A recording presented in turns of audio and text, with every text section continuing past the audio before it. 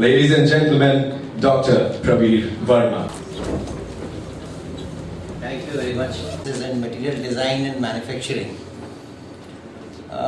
Basically, designing of material is definitely something which is very, very challenging, and any country which has to grow has to have this is a continuous activity, and materials for designing any suppose any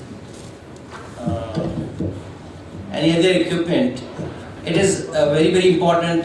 Suppose we take the case of aircraft.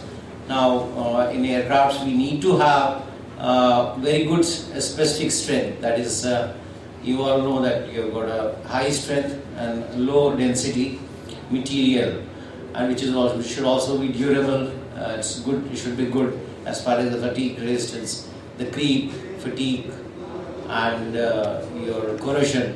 These are three enemies which the students might be knowing, that whenever you are designing anything, you should take care of these three things, because this gives you the life.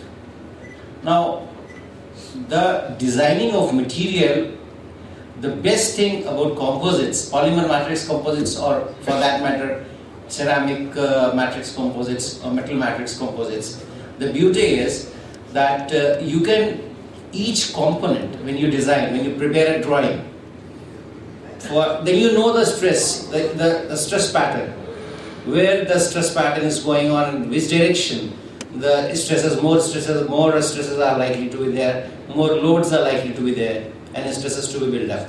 So you have got the flexibility in the design itself. You have got a fabric, you have got a fiber, how to orient that, and thereby it is not like a monolithic material like most of the metals. You will find that it's isotropic in nature, that you have got strength and modulus nearly same. Nearly same, why I am saying, it depends on the grain direction.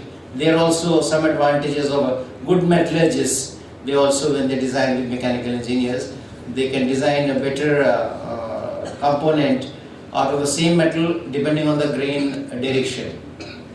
But that is too marginal. But in case of composite, the weight penalty to the airborne systems, in particular, the weight is not required.